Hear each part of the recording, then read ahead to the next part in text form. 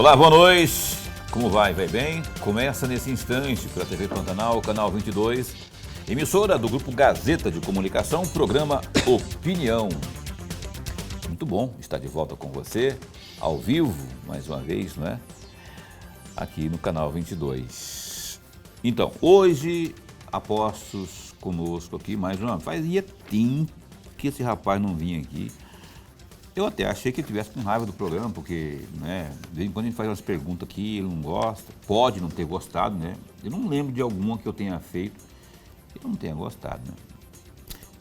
Talvez fosse isso, mas não foi não. É porque agora teve uma brechazinha lá na agenda dele e a Nara deixou, ou a Natália, ou então foi a Nadine, que é a netinha dele, que nasceu agora, tem 3 anos. Esse povo não deixa, a mulherada lá parece tomar conta da vida dele e ele não vinha. Nelson Ned, previdente, Nelson Barbudo, deputado federal, está aqui com a gente. Falei para ele vir sem chapéu, mas ele não teve negócio, não teve acordo, ou viesse sem chapéu ou sem a barba, nem uma coisa nem outra. Mas o fato que ele veio, agora deixando a brincadeira de lado, é muito bom recebê-lo aqui. Antes de cumprimentar, dar boa noite para o meu amigo Lorenberg, boa noite. Boa noite, Paulo Coelho, um grande abraço, mas um grande abraço mesmo a todos os nossos telespectadores, a razão maior do nosso programa. Grande verdade, obrigado a você que acompanha o programa Opinião na TV Pantanal ou pelo www.gazetadigital.com.br ou ainda pela página no Facebook da TV Pantanal. Obrigado pelo carinho da companhia. Deputado Nelson Barbudo, muito bom recebê-lo aqui, de verdade, agora sem brincadeira, né? É muito bom recebê-lo aqui, porque sempre rende bons papos, tal como foi das vezes anteriores, né? Eu vou lhe perguntando, rapaz, porque hoje, coincidentemente, o presidente da República, Luiz Inácio Lula da Silva, esteve aqui em Mato Grosso, passadinho aqui por Várzea Grande. Ele trouxe boas novas, não é? Como, por exemplo, a questão das unidades habitacionais, enfim. Eu queria saber que o deputado Nelson Barbudo, como a turma toda do PSL, são de oposição, é uma notícia boa. Você está entregando obra, é boa. Ou não é bom ter a entrega de uma situação como essa, que esse déficit habitacional que nós temos é imenso, né? O Lula esteve, inclusive daqui a pouquinho a gente vai esmiuçar um pouco mais essa vinda dele aqui, não é? Ele esteve lá aqui em Várzea Grande, lá no Colinas Douradas, e enfim, teve alguns atos dele na questão aqui de Mato Grosso, e também esteve em Mato Grosso do Sul, enfim, mas eu já vou falando do governo Lula. Eu quero abordar o governo Lula porque eu vejo isso como um ato bom, mas também vejo preocupante, aí já é opinião, é uma pergunta opinativa, o posicionamento do presidente Lula quanto ao resultado da eleição na Venezuela. Fiquei triste, chateado, porque eu não esperava que o presidente passasse pano à fala dele, e não foi, coisa que me disseram que eu vi, não é, pela imprensa oficial dele, e pela fala dele propriamente, não achou tão grave aquilo que aconteceu lá no país vizinho. Se aquilo não for grave, isso é uma opinião. Se aquilo não for grave, eu não sei mais o que é grave nesse mundo, né? Depois daquela questão do Hamas, a resistência de não taxar, de não classificar o Hamas como um grupo terrorista, agora essa questão, como se fosse tudo normal lá, se não tivesse gente morrendo, passando fome e tudo mais. Opinião à parte, eu queria que você comentasse aí a vinda do presidente Lula a Mato Grosso e também esse posicionamento recente dele aí sobre a situação da Venezuela. Boa noite. Boa noite, Paulo. Boa noite, professor. Muito obrigado pelo convite, mais uma vez estar aqui. E sobre as suas perguntas, parece que até nós combinamos, porque eu montei um script aqui. O senhor me perguntou sobre a vinda do aspirante a ditador, do descondenado, do mentiroso ao estado do Mato Grosso. Eu sou obrigado a chamá-lo assim, porque são os adjetivos que eu carrego para ele e para o meu público, aqueles que me acompanham. Mas, respeitando o chefe de Estado, é sempre bom que o presidente da República visite o estado da gente, principalmente fazendo entrega de obras. Mas, por outro lado, a tristeza de receber um aspirante a ditador. Uma covardia para com o povo brasileiro escutar, como o senhor escutou, Paulo, ele dizer que nada de anormal aconteceu na Venezuela e nada de grave teve no processo eleitoral. Por aí, o meu adjetivo de mentiroso. Descondenado, a gente já sabe porque ele foi encarcerado, foi condenado, foi preso, nunca foi absolvido, teve um problema no fórum dos seus processos, mas todas aquelas acusações, inclusive as delações, pairam sobre o cidadão aspirante a ditador que visitou o nosso Estado. Mas eu sou obrigado a respeitá-lo. Acho que investe pouco, essa mentiraiada dele do PAC já é antiga. Nós esperamos investimento, por exemplo, o Plano Safra, que só ficou no blá blá blá, por isso eu chamo ele de mentiroso. Cada vez que ele anuncia uma coisa, parece que é real e no fim acaba não acontecendo nada, como ele fez com nossos irmãos do Rio Grande do Sul, que vocês acompanharam, vocês são jornalistas, até o governador não aguenta mais aquela situação em que prometeu bilhões e bilhões e bilhões e mais uma vez mentindo, não chega a nada. Não gosto, nunca gostarei, porque aspirante de ditador para mim, fora do meu radar. Para mim, ele está tentando transformar o Brasil numa Venezuela. E é por isso que eu sou oposição ferrenha ao governo Lula na Câmara Federal. Professor Lolenberg. Deputado, antes de mais nada, registrar a nossa alegria. Muito obrigado. Mas alegria mesmo. Eu, particularmente, fico muito feliz com a vinda do senhor aqui. Eu já estava sentindo falta da sua presença, porque, como disse o Paulo no começo, rende sempre um bom papo. Que bom. E todo bom papo me deixa feliz. Obrigado. Deputado, eu tenho aqui 4 ou 5 ou 6 assuntos que eu gostaria muito de ouvi-lo. Provavelmente não dará tempo suficiente para eu ouvir Que pena. do senhor cada um desses temas. Tenho aqui projetos de lei que o senhor já apresentou agora, muito recentemente. Eu tenho trechos da fala do senhor, tanto na tribuna da Câmara como em entrevistas, que eu gostaria muito de ouvi-lo. Talvez não terá, mas haverá uma outra oportunidade. Com certeza. E eu vou reservar aquilo que não foi possível hoje para uma outra oportunidade. Foi não. E o primeiro, deputado, é um trecho da fala do senhor, no dia 21 de maio deste ano, no dia da posse, na sua posse. Eu destaquei um trecho. Foi não. Depois de ler esse trecho, eu vou fazer 3 perguntas ao senhor. E vou fazer separadamente. Foi não. O senhor responde, depois eu pergunto, o senhor responde. Tá bom. Entre aspas, eu volto como oposição em respeito ao meu partido, o PL.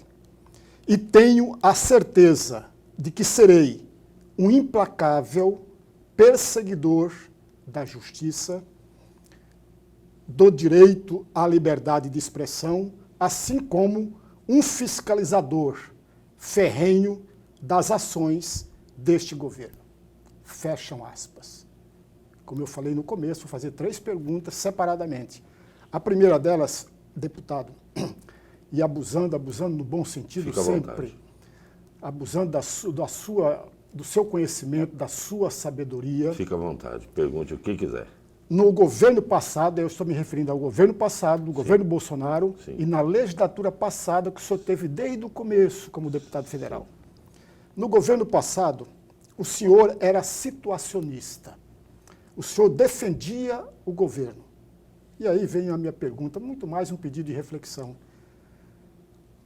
Deputado, o senhor como governista, um parlamentar governista, um parlamentar de situação, o senhor também não deveria ser, o deveria para provocar, e provocar no bom sentido, não deveria ser um fiscalizador ferrenho do governo? Ou não, do governo passado, do governo Bolsonaro. Estou entendendo. Até porque agora o senhor não tem Tô como, entendendo. o senhor começou agora. Estou entendendo. Não deveria ser um fiscalizador ferrenho do governo passado? Ou não? Sim. E por quê? Sim ou não? Que pergunta. Por que não deve... Que não pergunta. deveria... Entendi, mas que pergunta. É por isso que eu gosto de ser entrevistado pelo senhor, também porque aprendo muito e as suas perguntas são muito inteligentes. Mas, respondendo a sua pergunta, eu vou fazer uma comparação. Fiscalizar o governo Bolsonaro era praticamente perca de tempo. Quantos escândalos de corrupção nós tivemos no governo Bolsonaro? Zero. Praticamente zero. Pode ser que eu não me lembre, o senhor pode me lembrar, porque eu não compactuo com nada que é errado. Mas nós trabalhávamos muito mais para produzir do que para fiscalizar, tendo em vista que nós estávamos com um governo honesto, verdadeiro, que não aspirava ao socialismo para quebrar o país e assim transformar a sociedade em massa de manobra. Tanto é que o nosso governo saiu, quando perdeu as eleições, com um superávit de mais de 50 bilhões. Mas na sua pergunta mesmo, eu tinha que fiscalizar e tenho, se voltarmos em outro governo a ser situação, com toda certeza. Se o Bolsonaro estourasse o teto, como a Dilma fez, o senhor pode ter certeza que num provável impeachment eu não votaria com o coração. Eu votaria com a razão para fazer jus à bandeira que eu carrego de fiscalização e de tentar fazer da Câmara Federal um lugar de nome, um lugar de responsabilidade para que a política seja respeitada por todos. Portanto, eu fiscalizei, não achamos, e eu respondi ao senhor: quantos escândalos teve de roubo, de confissões, de mensalão, de petrolão, quantos escândalos financeiros nós tivemos que conviver no governo Bolsonaro? Zero ou praticamente zero. É por isso que eu digo que nós estávamos lá também fiscalizando, mas não houve motivo para que nós expressássemos para a sociedade civil a fiscalização que fizemos. É isso que eu penso.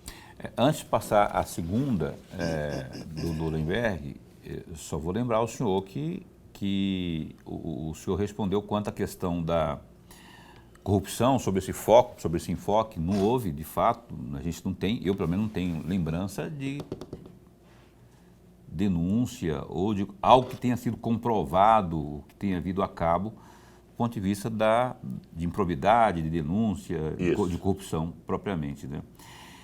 Só que aí eu vou fazer um adendo, fazer um papel aqui do advogado do coisa ruim. Vou assim. Porque não é só por essas questões que a gente mede a performance de um executivo, de um chefe do executivo, por exemplo, né?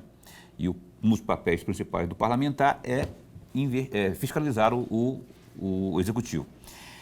Aqui para o estado de Mato Grosso, e aí é pergunta mesmo, não tem maldade nenhuma, mas como mato-grossense eu não posso deixar de perguntar, não ficou um pouco a desejar, por exemplo, ações como da infraestrutura? Nós temos uma BR-163 que o governo Mauro Mendes conseguiu mexer nos pauzinhos lá, nos papéis, e conseguiu assumir a duplicação dela de um certo trecho adiante, né? Não faltou um pouco do governo? Isso já estava faltando nas gestões anteriores, dos 14 anos do Lula, enfim. Ah, pensei que você ia esquecer dessa parte. Não vou esquecer, porque tá não tem maldade na minha. Eu entendi, entendeu? eu entendi. Já vinha de antes. Mas eu queria ter visto mais. Ah, Paulo, mas ele duplicou ali, de Santarém, lá. Quer dizer, ele duplicou, acabou com aquele atoleiro que desde a época do presidente, qual é o nome dele? Presidente daquele 40 anos atrás, que não fazia. O Tarcísio, então chefe da infraestrutura, fez, ótimo. Alguém quer falar comigo aqui no ponto, só para não perder o raciocínio? Não. Então, olha só.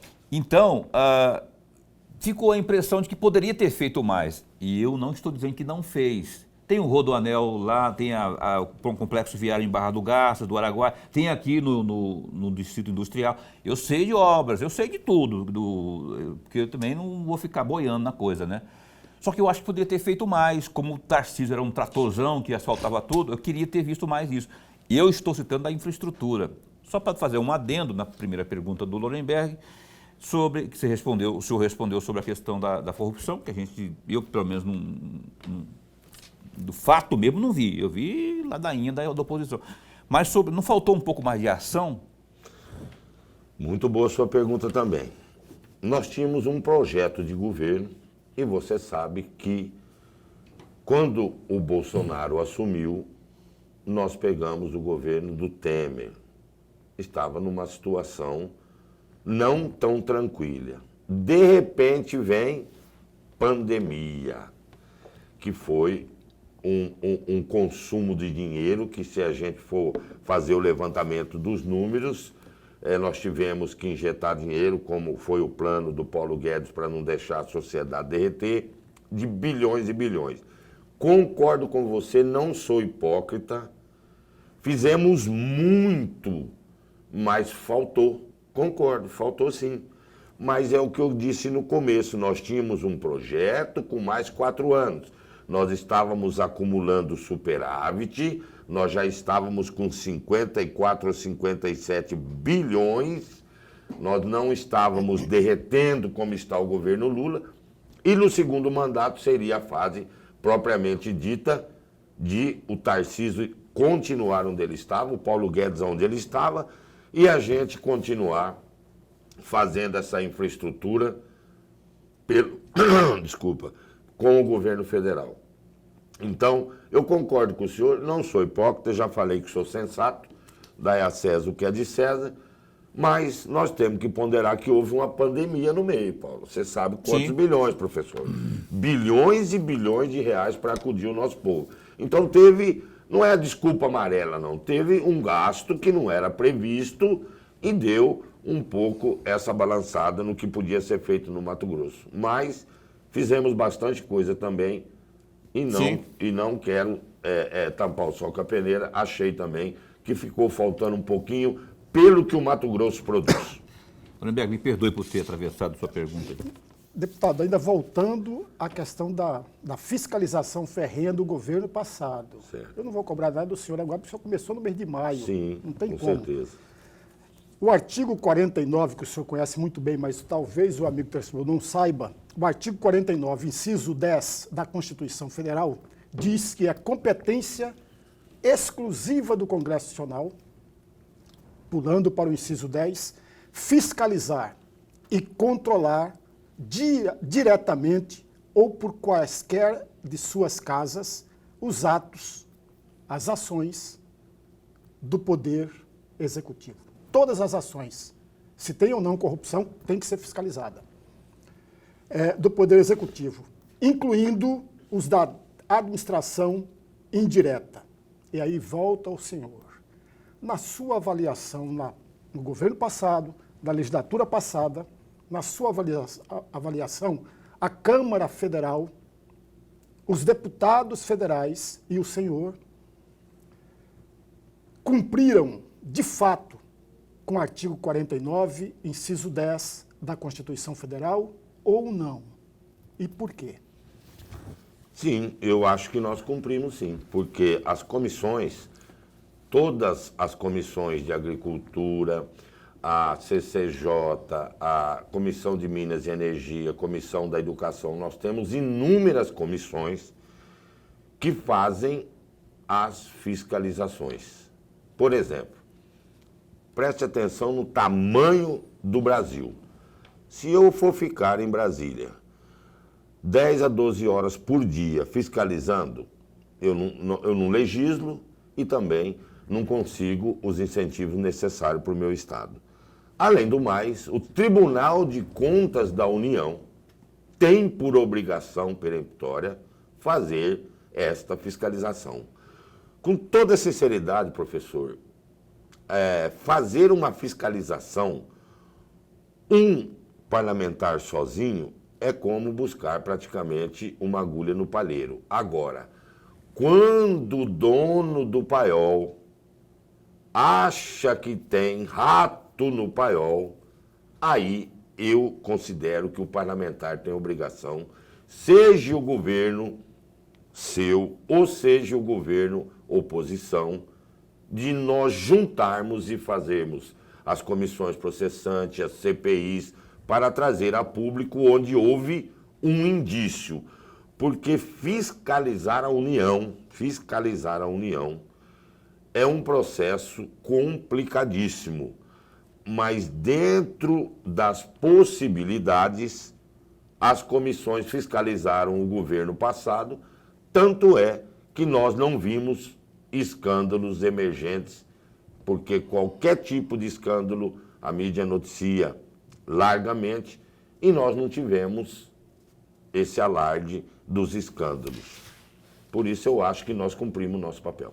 A terceira e última pergunta do Lorenberg, ele fará no próximo bloco, porque eu tenho que faturar. Porque a gente precisa de faturar, porque é a vida, né? Se a gente não fatura, como é que faz? Saco vazio, você já viu, né? Vamos faturar, até porque o Dorileu tá... Se não faturar, ele fica bravo com a gente. Tá meio apertado? Tá meio apertado. O Dorileu tá precisando do dinheirinho. Mandar um abraço. Senão eu não posso pedir nem aumento depois, nem Lorenberg. O Lorenberg tá doido para pedir aumento faz hora aqui. Eu vou falar com ele, Paulo. Fala com ele lá, fala bem do programa lá. Opinião dá um tempo e volta num instante só.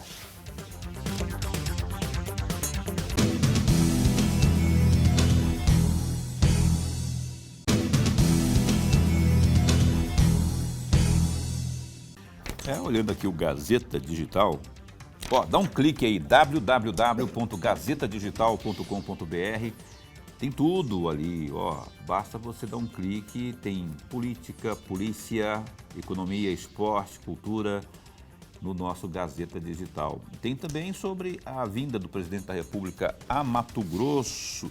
Por exemplo, olha só, em sua visita a Mato Grosso, para entregar obras de expansão do Aeroporto Internacional Marechal Rondon e 1.000 casas lá do residencial Colinas Douradas, em Várzea Grande, o presidente Lula exaltou o ministro da Agricultura, Carlos Fávaro, e disse que seu objetivo agora é que a população cuiabana nunca mais esteja na fila do açougue, comprando osso. Lula reforçou que em apenas 18 meses de mandato, Fávaro será, de longe, o melhor ministro da Agricultura que o país já teve, e reforça, dizendo que mais de 160 mercados já foram abertos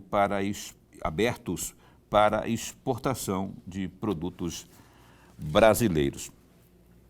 O Lula disse o seguinte, abre aspas, eu posso dizer para vocês hoje que eu já tive muita gente muito importante no Ministério, mas em apenas 1 ano e 6 meses, o Fávaro será, de longe, o melhor ministro da Agricultura que esse país teve.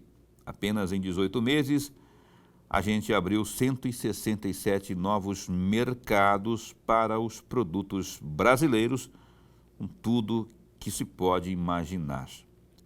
Tudo que se produz aqui, o povo quer comprar, fecha aspas, disse o Luiz Inácio Lula da Silva.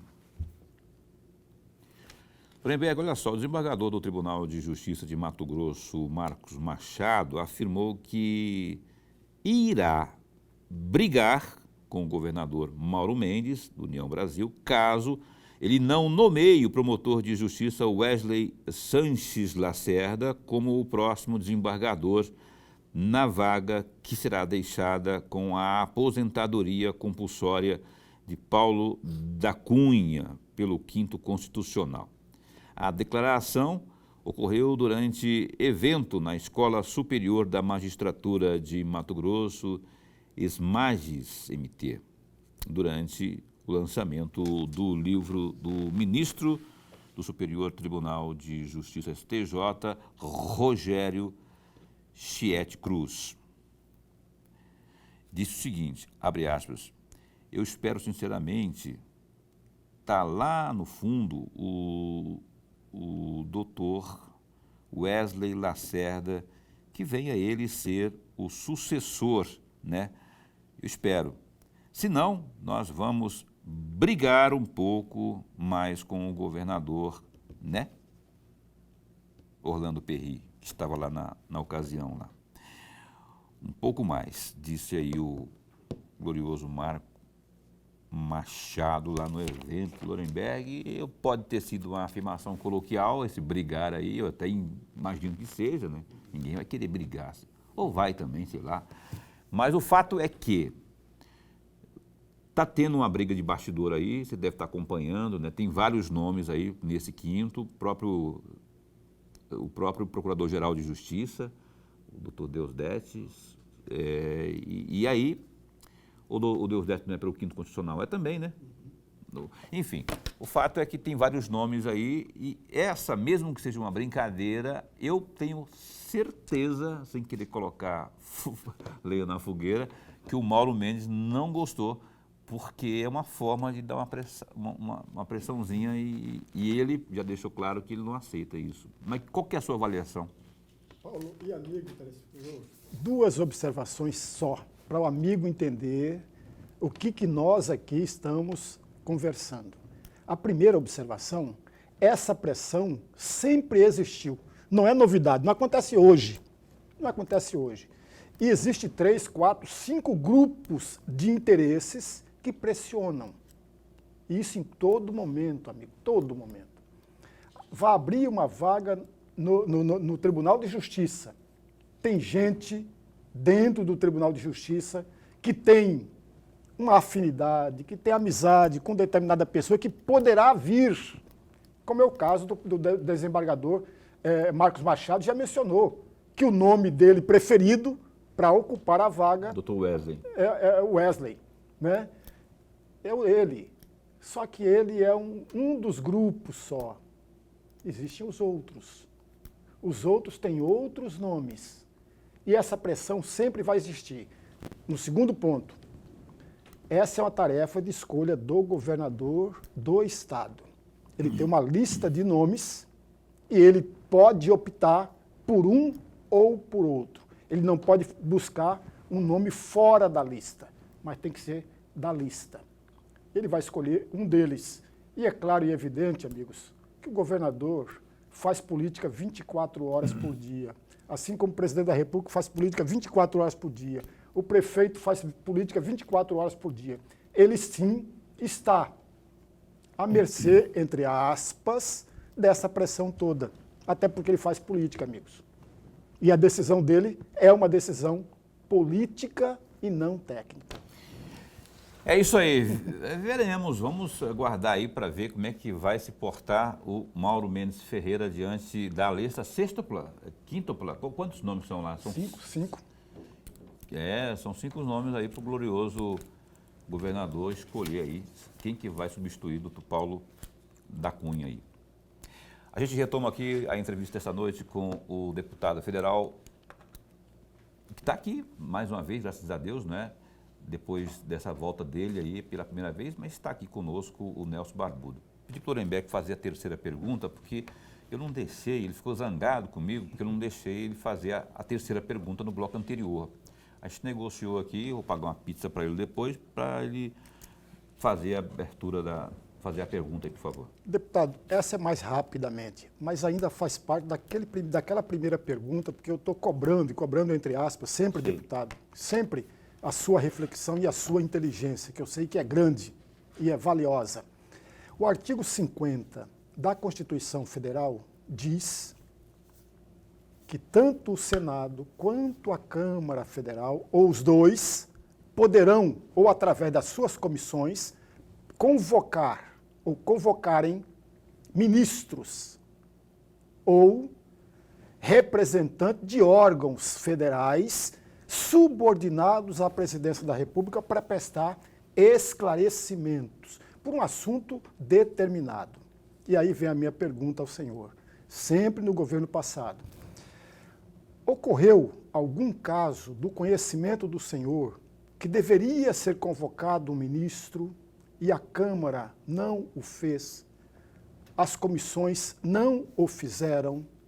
Se não o fizeram, na opinião do senhor, a Câmara errou, as comissões erraram, os deputados erraram ou não teve nada disso? Boa pergunta também, Nuremberg. Sempre, eu não lembro com exatidão, porque toda semana são convocados pessoas que representam o Executivo. Naquela ocasião, foi convocado muito menos do que nesse período que eu estou na Câmara, porque com o escândalo do arroz e com outros incêndios que aconteceram no governo Lula, nós estamos convocando, apesar de ser oposição, muito mais do que no governo passado que o senhor perguntou.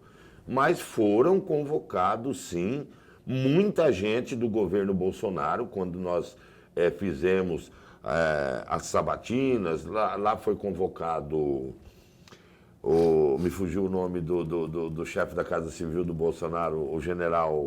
Heleno. General Heleno foi convocado, e vários outros membros do governo foi convocado. Só que sempre naquela vibe.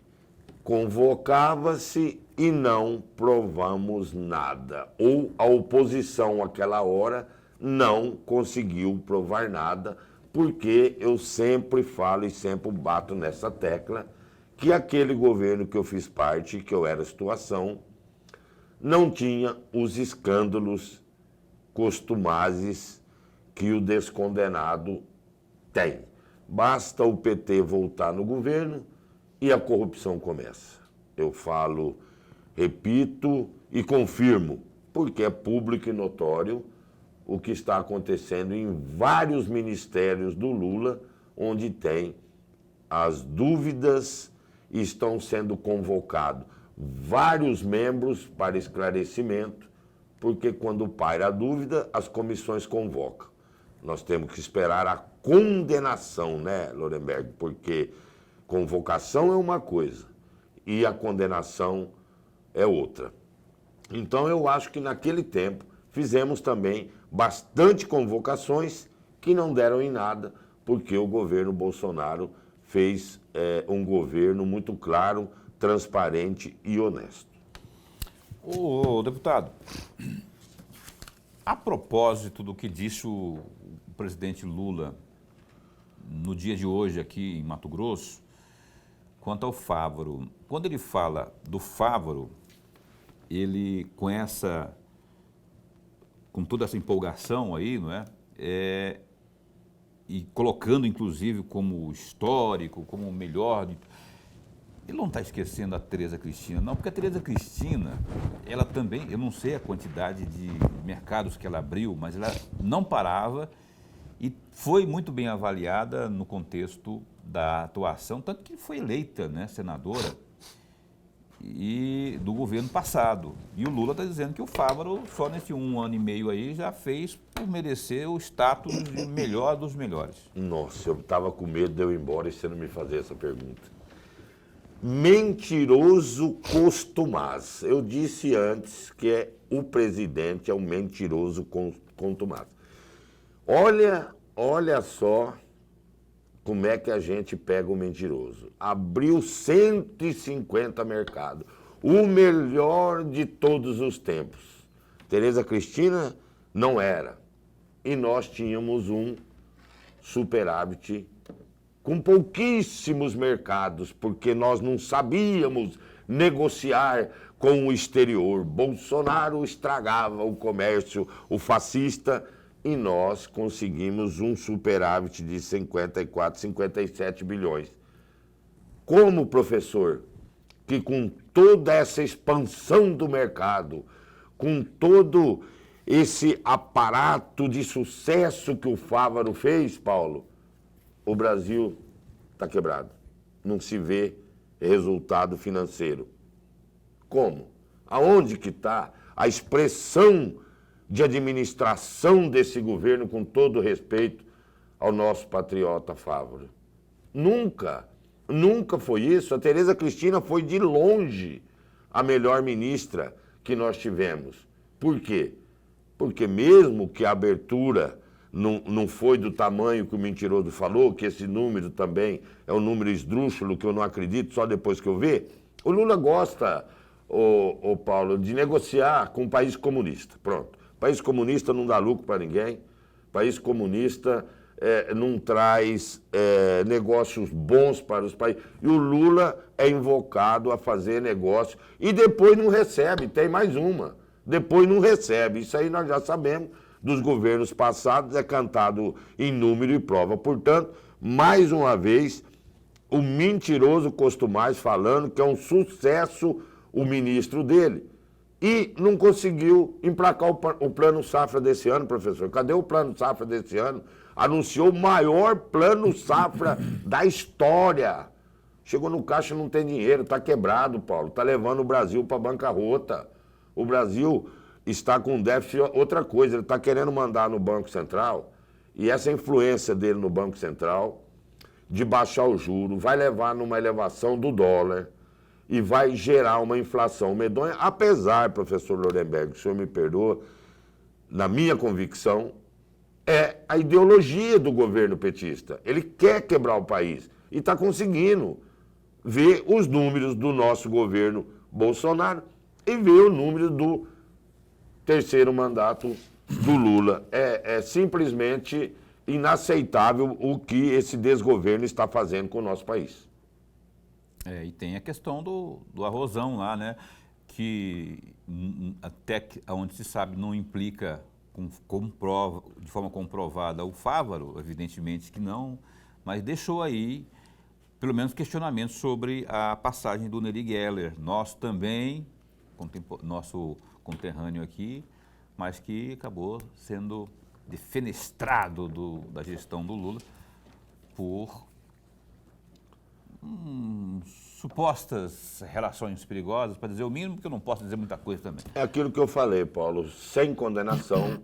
Eu não sou advogado do Neri e nem do Fávaro, mas fica muito difícil. A suspeita é evidente, nós convocamos, professor, todos do Ministério, foi feitas as explicações, o ministro teve na Comissão de Agricultura, que eu sou membro permanente, e a CPI ainda não foi aberta, mas até então vamos ser justos, porque não houve a prova e a condenação. Tem que apurar, porque eu falei que é denúncia, né?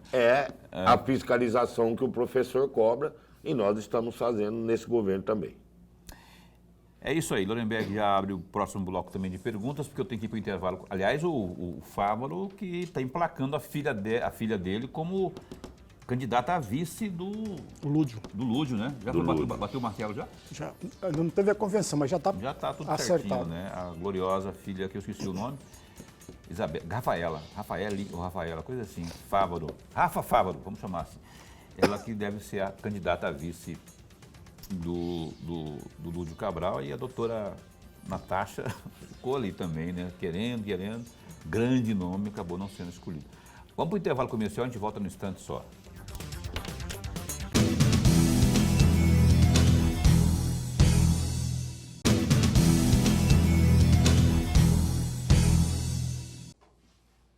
Olha só, estamos aqui ao vivo, TV Pantanal, canal 22, emissora do Grupo Gazeta de Comunicação.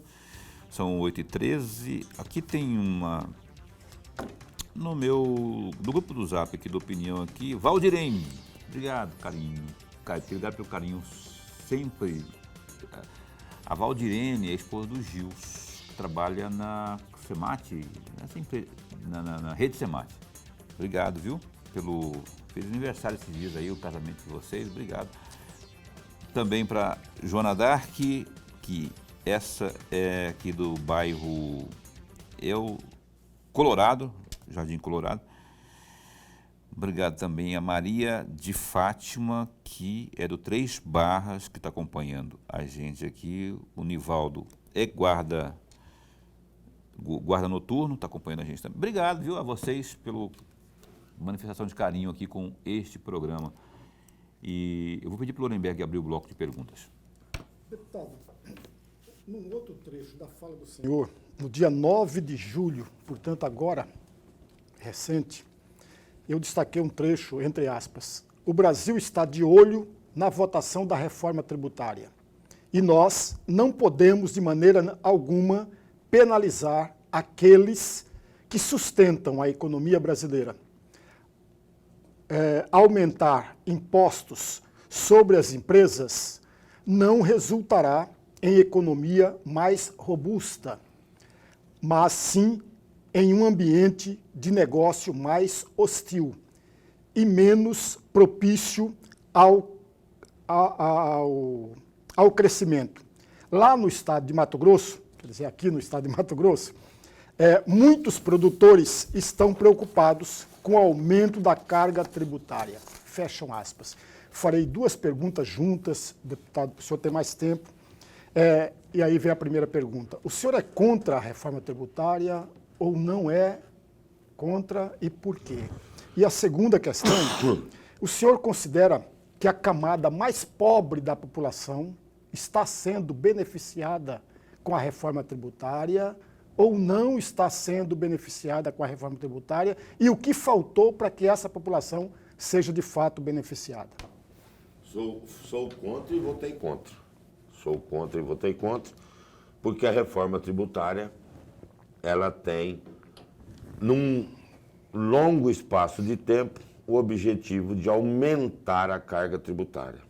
Veja bem, mais uma vez o mentiroso contumaz. O presidente Lula sempre falou que é um defensor dos pobres.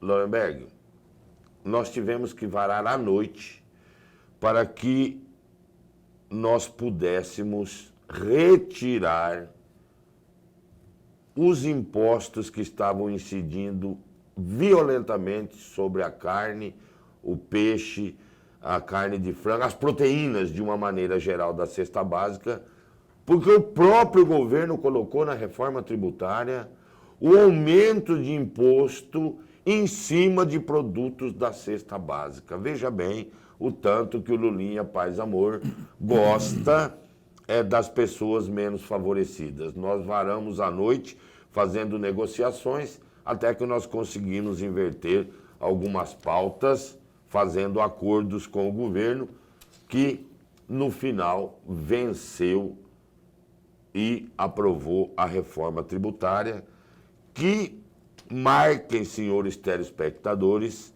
e aguardem para os próximos anos o peso da mão do Estado em cima do seu bolso. Essa reforma tributária, ela só tem uma intenção: arrecadar mais e arrecadar mais. Se ela quer arrecadar mais, ela vai tirar de quem? Dos ricos, da classe média e dos pobres.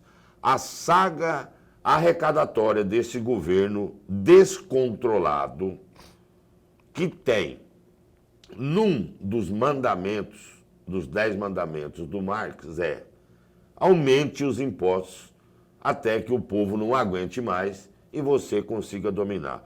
Hoje nós já estamos trabalhando 5 meses para pagar os impostos à União.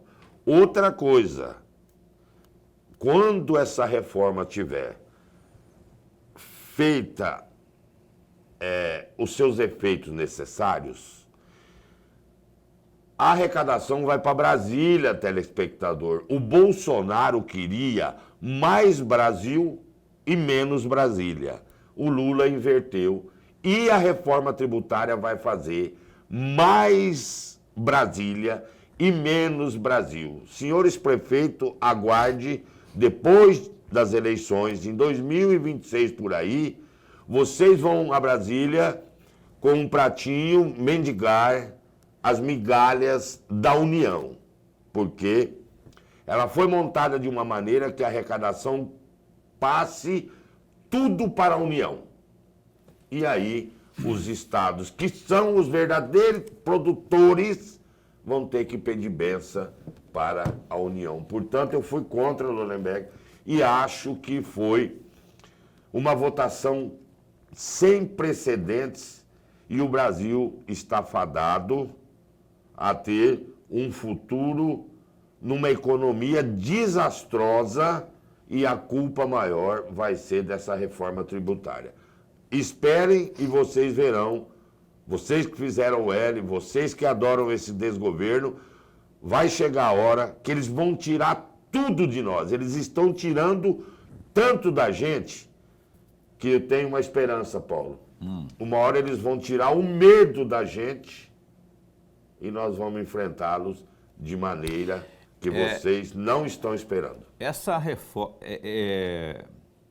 O senhor acha que com essa reforma, deputado, podemos dizer que acabou o federalismo no Brasil? Porque se você vai centralizar tudo lá em Brasília, nesse grupão, mas vai ter representantes dos estados, todo mundo que eu escuto falar, analistas, mais do que economistas, mas os caras que são realmente entendedores do assunto, ninguém ousa afirmar categoricamente que, de fato, sobreviverá o federalismo, né?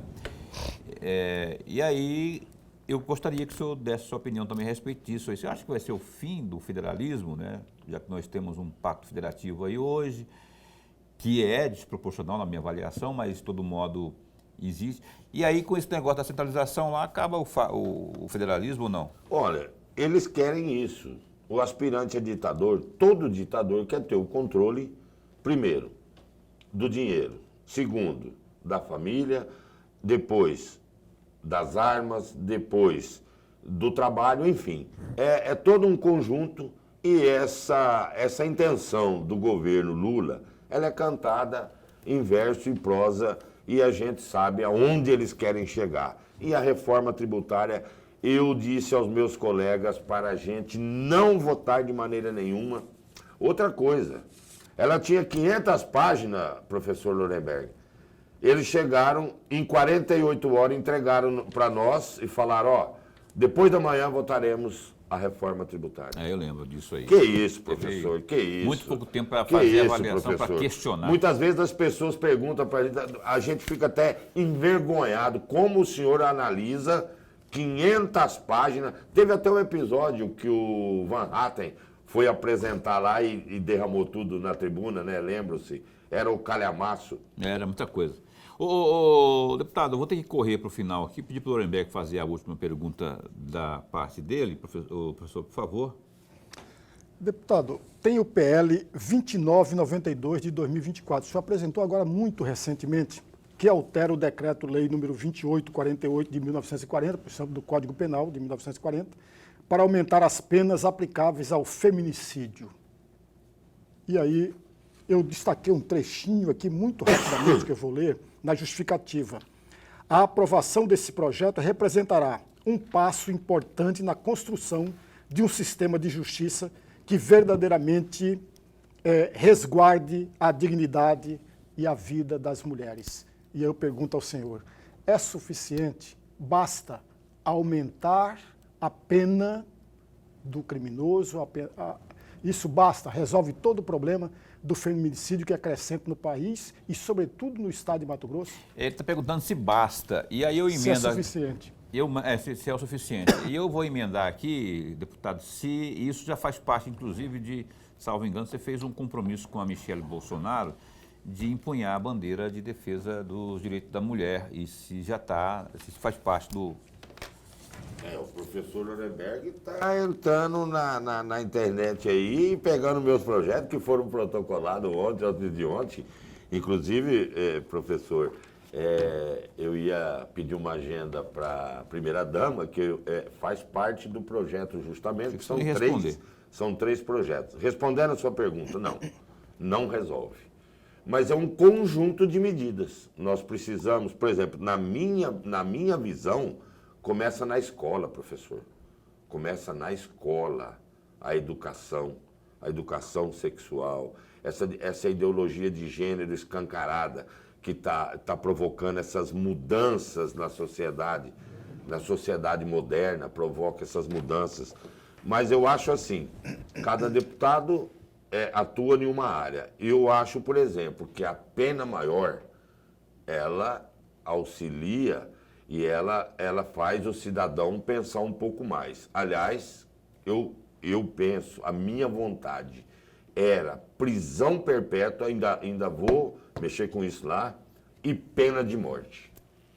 No caso recente, a filha do nosso companheiro, deputado estadual Catani. Aquela família vai levar para o resto da vida a cicatriz desse feminicídio. E o assassino, ou os dois, até que seja provado, lógico, tem a progressão da pena. Eles tomam 20 anos. É um dos projetos que eu estou tentando mudar também, para que não haja a progressão da pena nesses casos. O cara tem bom comportamento, o cara trabalha, o cara lê livro, ô Paulo, daí ele pega 20 anos, com 6 anos ele sai, aí ficou a sequela na família Catani pro resto da vida. Sempre. E a pessoa está livre, negativo, prisão perpétua. E no caso do feminicídio com requinte de crueldade, pena de morte. Eu respondo a sua pergunta. A minha atuação para que aumente as penas não resolve. Ninguém é hipócrita, mas corrobora para que aos poucos a gente consiga mais severidade. E como diz o governador, as nossas leis estão muito frouxas. É de 41, nós precisamos mudar. E eu estou tentando aos poucos mudar, Paulo. A propósito de governador, eu vou fazer só uma correção aqui, que eu falei a Michele Bolsonaro, mas é a Virgínia. A Virgínia. O glorioso Nelson Barbudo fez um compromisso com a Virgínia, ela pega no pé. E o Nelson, o deputado Nelson, fez um compromisso com ela. Vou levar para ela os 3 projetos já. Aí, dona Virgínia. Que já foram protocolados. Bacana isso aí. Era segredo, viu, Lorenberg? Era para amanhã ou depois. Você que foi lá na Câmara e buscou nos arquivos, né? Mas eu conheço todos os projetos. É verdade. É por isso que eu gosto de vir aqui, porque o senhor tem essa sabedoria e é público, né? Não tem como. Surpresa que eu falo, era para os telespectadores e para a mídia geral, mas eu vou apresentar, fazer tudo, uma apresentação para a primeira-dama e nós vamos correr atrás para aprovar esses 3 projetos. Parabéns. A dona Virgínia, inclusive, que eu admiro muito o trabalho dela, ela não tem cargo nenhum no governo, né? Tem uns aí que tem, as primeiras-damas aí que tem cargo, vai para a Olimpíada. Ela não tem cargo, é discreta, mas ela acompanha e cobra as ações sociais e em defesa da mulher na gestão do governador Mauro Mendes. Eu parabenizo ela também. Gosto muito do trabalho dela, eu particularmente gosto muito do trabalho dela. Eu vou dizer o seguinte, eu tenho que caminhar para o final aqui. Antes, porém, o glorioso Abílio, seu colega de partido aqui de Cuiabá, deputado federal Abílio, é pré-candidato a prefeito de Cuiabá, né? Vai enfrentar aí o Botelho, vai enfrentar o Lúdio, que recebeu apoio de novo do Lula hoje. Como é que você está vendo, acompanhando esse processo aqui, especialmente de Cuiabá, ali tem a Flávia também em Várzea Grande. Como é que você está vendo o PL aqui no estado de Mato Grosso, especialmente em Cuiabá? PL... 2 minutos, deixa eu ver, 2 minutos para... O PL caminhou muito depois da chegada do Bolsonaro. Antes do Bolsonaro, o PL era um partido bem simplesinho aqui, com poucas cidades. E com a ascensão do Bolsonaro, o Ananias assumiu e fez um grande trabalho, e nós vamos ter candidato em praticamente, quando não é prefeito, é vice, em todas as cidades do Mato Grosso, e devemos eleger vários prefeitos e vários vereadores. Sobre a capital, o Abílio já teve uma disputa passada, professor, onde ele teve muito próximo da vitória, muito próximo, ele teve praticamente com a taça na mão. É claro que ninguém é inocente, cada eleição é uma eleição, e agora ele tem 2 adversários de peso também. Na minha concepção, para responder a sua pergunta, o Abílio vai para o segundo turno, ele tem habilidade em fazer política, ele está trabalhando, a sociedade sabe do trabalho do Abílio com a questão da saúde da capital, ele é muito preocupado, ele sempre militou nessa área. E eu acho que nós vamos ter uma disputa boa E eu espero que o candidato do meu partido seja vencedor e estarei apoiando o Abílio em função de ser companheiro do partido. É, isso aí. E ele deve contar com o Bolsonaro vindo para cá, dando uma força, o Lúcio deve contar com o Lula de novo aqui, não sei se... Enfim, vai ser um negócio disputado aqui. Deputado Nelson, eu quero agradecer de verdade, não tem muito tempo, só tenho um tempo para agradecer, obrigado por ter vindo e esse espaço continua a postos para bem informar. Obrigado pelo jornalismo responsável e sério que vocês sempre têm praticado aqui. Mande um abraço aqui nesse programa para gloriosa Nadine, que é a neta, para Nara e para Natália. Que inclusive está fazendo o porquinho caipira que eu te convidei para ir comer, e o professor. Caipira, menino, velho. Karina, assessora de imprensa, obrigado pela força aí, viu? Parabéns aí pelo trabalho também. Lorenberg, até amanhã. Até amanhã. Eu convidei a Gracinha, que é Maria da Graça, que é a nova secretária de saúde de Várzea Grande. Ela ficou de ver e tal, não respondeu ainda. Possivelmente teremos aí um programa sobre a saúde de Várzea Grande amanhã aqui no programa Opinião. Tá? Então até lá, se cuida, fica bem, fica com Deus também.